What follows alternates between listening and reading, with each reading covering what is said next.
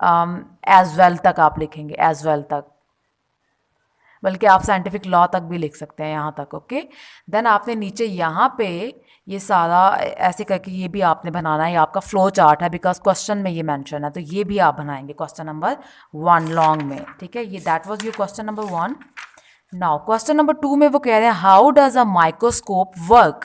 तो ये आपका पेज नंबर 6 पे हमने पढ़ा था, पेज नंबर 6 पे आप आ जाएंगे और पेज नंबर 6 पे यहाँ पर आपका हेडिंग दी हुई है वर्किंग ऑफ अ माइक्रोस्कोप। तो ये आपका क्वेश्चन नंबर 2 का आंसर है, ये पूरा पैराग्राफ। ओके, देन आपका आ जाता है क्वेश्चन नंबर 3।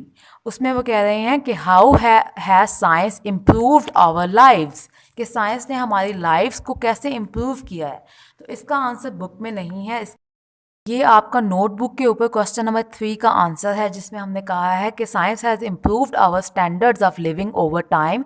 वक्त के साथ साथ साइंस ने हमारा लिविंग स्टैंडर्ड जो है वो इसको इम्प्रूव किया है। Scientific discoveries have led to invention of many machines, बहुत सारी मशीन्स जो है उसकी डिस्कवरी हुई है साइंस की मदद से।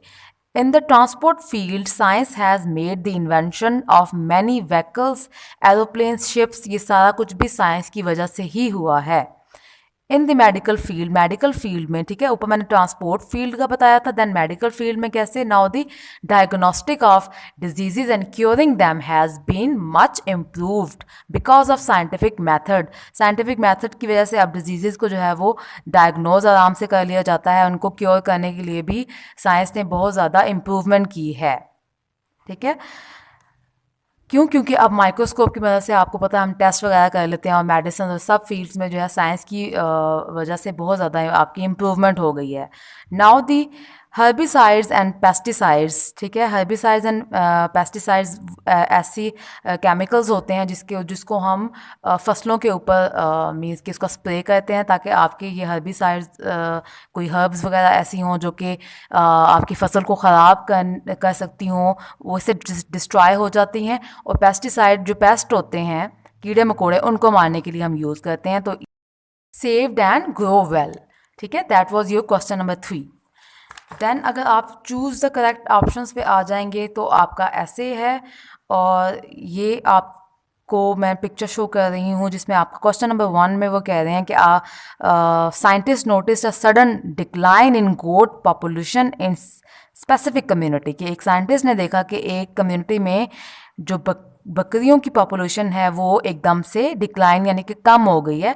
Which step of scientific method of investigation should be used by him, तो उसको आप कौन सा स्टेप यूज़ करना चाहिए साइंटिफिक मेथड ऑफ इन्वेस्टिगेशन में, तो वो उसका ऑब्जर्वेशन होगा। ठीक है, वो सबसे पहले क्या करेगा, ऑब्जर्व करेगा। तो आपका ऑप्शन नंबर बी इसका आंसर है।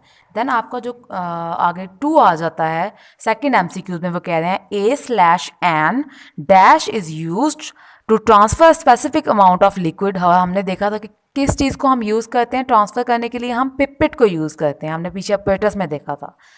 तो थर्ड एमसीक्यू में पूछ रहे हैं कि which of these is not a flask, इन सब में से फ्लास्क कौन सी नहीं है। हमें पता है कि ये आपकी फ्लैट बॉटम है, ये राउंड बॉटम है, कॉनिकल है, तो फिर ये बच जाती है टेस्ट ट्यूब, ये आपकी फ्लास्क नहीं है। ऑप्शन नंबर सी इसका है। Which of these is not a safety rule to be followed in laboratories, इन सब में से, इन 4 ऑप्शन में से कौन सा वो वाला रूल है जो कि आपको लेबॉर्ट्री में नहीं करना चाहिए। Dress properly, eat in lab, ask for assistance, keep the area clean. तो हमें पता है कि option B eat in lab हमें नहीं खाना चाहिए। ठीक है, A/N dash connects the base of microscope with the body tube. हमने लेक्चर में देखा था कि कौन कनेक्ट कर रहा होता है बेस को बॉडी ट्यूब से, आर्म कनेक्ट कर रही होती है। ठीक है, हमने कहाँ देखा था ये, हमने यहाँ पे देखा था ना, ये आपकी आर्म कनेक्ट कर दी थी बेस को, आपकी ये बॉडी ट्यूब है इसके साथ। ठीक है, देन आपके ट्रू फॉल्स आ जाते हैं जिसमें सबसे पहले वो पूछ रहे हैं कि the result of scientific experimentation always support a hypothesis, क्या आपके रिजल्ट हमेशा आपके हाइपोथेसिस को सपोर्ट करते हैं? नो, फॉल्स, वो गलत भी तो कर सकते हैं ना। Then we should work cautiously in laboratories, हमें बहुत ध्यान से वर्क करना चाहिए। Yes, true. An objective lens magnifies the object under a microscope. True. Objective lens magnify करता है ना।